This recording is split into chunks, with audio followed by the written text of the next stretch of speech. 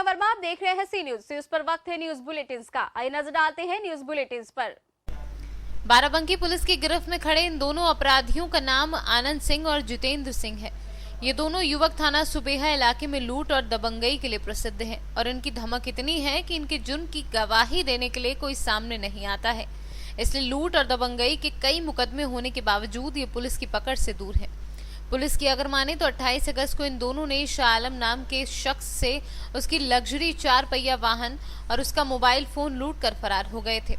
सूचना पर पुलिस ने तत्परता दिखाते हुए इनकी दबंगई के किस्से और मशहूर होते इससे पहले ही इन्हें पुलिस ने गिरफ्तार कर लिया। देखिए, थाना सुबेहा का एक गुडवर्क है जिसमें एक व्यक्ति जो स्थानीय थाने का रहने वाला है, आनंद सिंह नाम का, थाने का जो टॉप 10 लिस्ट है थाने की उसमें नंबर 1 पर है। मनपढ़ अपराधी है जो क्षेत्र में लोगों को तंग करता है, जबरदस्ती करता है और डर के मारे कोई इसके खिलाफ मुकदमा नहीं लिखवाता था। इसने कल एक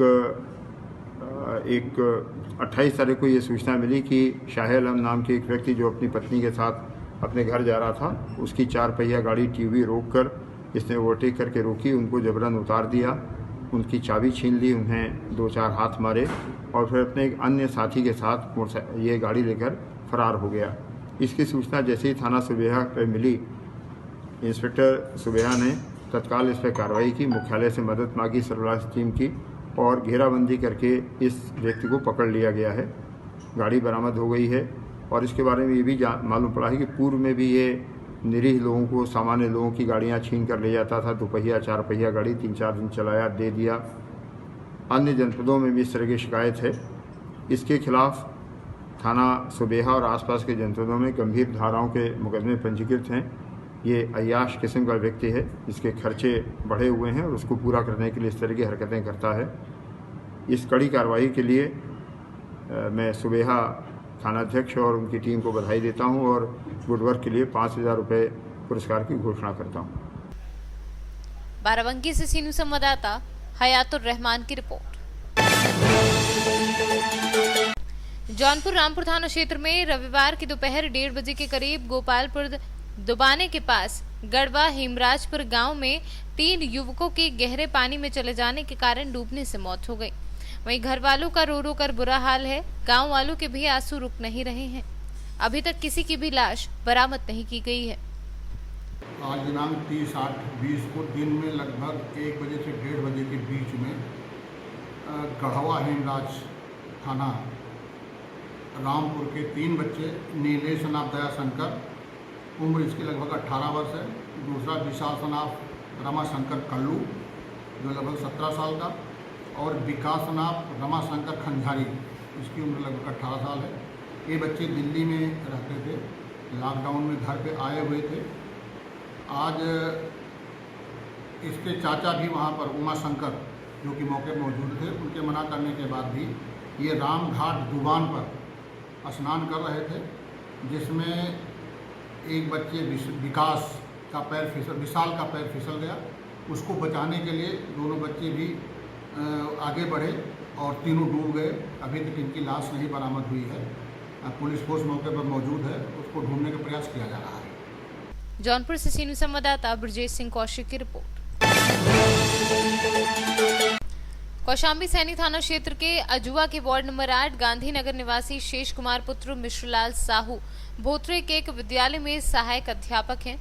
पुलिस को दिए शिकायती पत्र में उन्होंने आरोप लगाया है कि एक दबंग लिपिक ने अध्यापक की आंख फोड़ दी है। मैं श्री आदि कुमारी देवी उच्चतर माध्यमिक विद्यालय कनवार कड़ा कौशाम्बी में सहायक अध्यापक के तौर पर बतौर हूँ। मैं वहाँ डेली की भांति विद्यालय समय से जाता हूँ और समय से आता हूँ जी। हमारे यहाँ विद्यालय में लिपिक अमरीश सिंह जी हैं, उनसे मैं जबकि काफ़ी दिनों से बातचीत नहीं करता हूँ। मान सम्मान वो करते रहे हैं किसी का, हम उनका चाहे जितना आदर करें वो ये चीज़ नहीं करते हैं। उसी को लेकर उस दिन भी कुर्सी को मैं बैठा था, देखा या नहीं देखा, वो आए और मतलब अब शब्दों का प्रयोग करने लगे तो मैं एक बैग देखने लगा।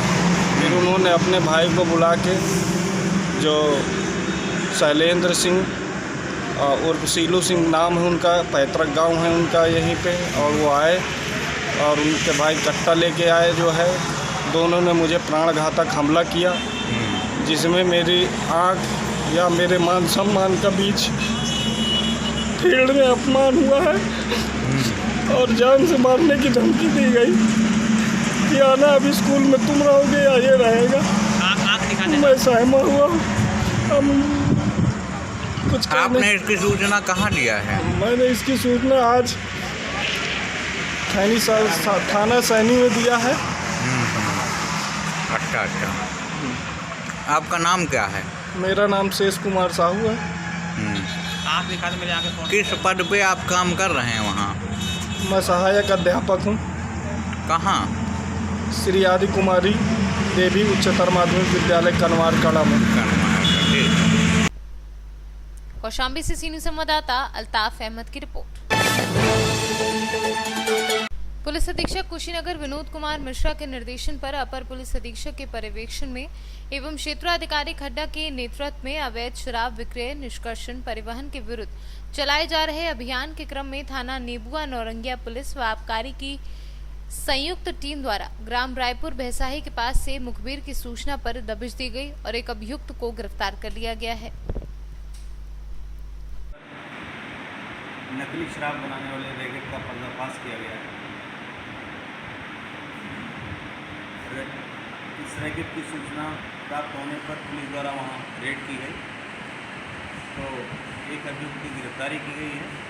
2 अभियुक्त मौके से फरार हो गए हैं और मौके पर शराब बनी हुई बंटी बबली की 90 शीशियाँ बरामद हुई। इसके अलावा नकली शराब बनाने के लिए 2 किलो यूरिया, आधा किलो से अधिक नवसादर और स्प्रिट 40 लीटर, फ्लेवर के लिए एसेंस और बार कोड 10,000 की संख्या में, रैपर 1,000 की संख्या में और 2 प्लास्टिक के पैकेट में 2,000 बोतलों का ढक्कन बरामद हुए हैं। इस संबंध में थाने पर 420, 467, 68, 471, 272 IPC व 60/62 आबकारी अधिनियम में मुकदमा पंजीकृत किया गया है। एक अभियुक्त को गिरफ्तार कर जेल रवाना किया रहा है। शेष दोनों अभियुक्तों की गिरफ्तारी के लिए पुलिस टीमें प्रयास कर रही हैं। कुशीनगर से कैमरा पर्सन मोहम्मद अहमद के साथ राशिद बिल्ला की रिपोर्ट। जनपद मथुरा में छाता तहसील के अंतर्गत गांव तरौली में श्री स्वामी बाबा मंदिर गौशाला में नहीं रुक रहा है गायों के मरने का सिलसिला। आज फिर 4 गायों की मौत हो गई है। वहीं जब इस संबंध में उप जिलाधिकारी छाता हनुमान प्रसाद मौर्य से बात की गई तो उन्होंने भ्रष्ट लोगों के खिलाफ कार्यवाही करने व गौशाला में उचित इंतजाम करने का आश्वासन दिया है। जी क्या नाम है आपका? जी मेरा नाम ठाकुर भरत सिसोदिया है और मैं राष्ट्रीय महाराणा प्रताप युवा सेना का राष्ट्रीय अध्यक्ष हूँ। जी बताएं, यहाँ गौशाला पर आए, क्या मामला है? जी यहाँ पे मामला ये है, कम से कम 10 दिन से गौशाला में जो गाय मर जाती हैं उनको एक गड्ढा खुदा हुआ है यहाँ पे 2-3 किलोमीटर, वहाँ पे ऐसे ही फेंक दिया जाता है और गौ माता की इतनी बुरी दुर्दशा हो रही है, उनको कुत्ते, चील, कौवा बुरी तरह से खा रहे हैं और कुत्ते खींच के ले जा रहे हैं, लेकिन गौशाला का कोई भी ध्यान नहीं है। जो यहाँ के कर्मचारी हैं वो उनको वैसे ही फेंक रहे हैं, कोई भी कुछ नहीं हो पा रहा है यहाँ से। अच्छा, आपके संगठन की तरफ से क्या प्रक्रिया रहेगी? हमारे संगठन की तरफ से ये प्रक्रिया है, हमने श्रीमान उप जिलाधिकारी महोदय छाता को ज्ञापन दिया है, 10 दिन का अल्टीमेटम दिया था। अगर 10 दिन में इसका कोई निस्तारण नहीं किया गया तो आमरण अनशन होगा यहीं स्वामी बाबा मंदिर पर। हमारे संगठन से प्रक्रिया ये है और जितनी गौ माता को देहांत हो जाता है उनको दफनाया जाता है हमारे द्वारा। हाँ सर, आज तरौली में गौवंश की जो मृत्यु हुई है उसको लेकर आप क्या कहेंगे? इस मामले में मैं स्पष्ट करना चाहूँगा कि जानकारी मुझे भी प्राप्त हुई। जैसे ही जानकारी प्राप्त हुई तत्काल मैंने पशु विभाग से डॉक्टर साहब और पुलिस को भी मौके पर भेजा। वहाँ जाने के बाद ये जानकारी मिली कि आज की कोई मृत्यु नहीं थी, इसके पहले की मृत्यु हुई थी गौवंश की और उनको दफनाया भी गया था, लेकिन उनको पूरी तरह से दफनाया नहीं जा सकता था, कुछ कमी रह गई नहीं होगी, जिसके नाते उनका कुछ पार्ट दिखने लगा था। जिसको लेकर के वहाँ के लोगों ने कंप्लेंट की और तत्काल वहाँ पर सारे लोगों को भेज करके उसको सुव्यवस्थित तरीके से पुनः उनकी अंत्येष्टि करा दी गई है। और वहाँ कोई इशू नहीं है, लेकिन वहाँ की जो गौशाला है वो प्राइवेट गौशाला चुकी है, वो व्यक्तिगत है। वहाँ के संबंधित लोगों को कड़ाई से निर्देश दिया गया है कि वहाँ पर इसके पहले भी ऐसी सूचनाएं प्राप्त हुई थी, जिसमें मेरे द्वारा भी वहाँ जाया गया था। उन्हें उस बार भी कहा गया था कि दोबारा ऐसी पुनरावृत्ति न हो। आज उन्हें कड़ाई से ये सचेत किया गया है कि अगर ऐसी स्थिति बार बार होती है तो निश्चित उससे वैधानिक कार्रवाई की जाएगी, जिसके जिम्मेदार। मथुरा से सीनियर संवाददाता संतोष कुमार की रिपोर्ट। न्यूज बुलेटिन में फिलहाल इतना ही। बाकी देश और दुनिया से जुड़ी बड़ी खबरें जानने के लिए विजिट करें हमारी वेबसाइट cnewsbharat.com पर और अपडेट रहने के लिए प्ले स्टोर से डाउनलोड करें सी न्यूज भारत ऐप। बने रहिए सी न्यूज के साथ, हर खबर आपके साथ, आपके हाथ।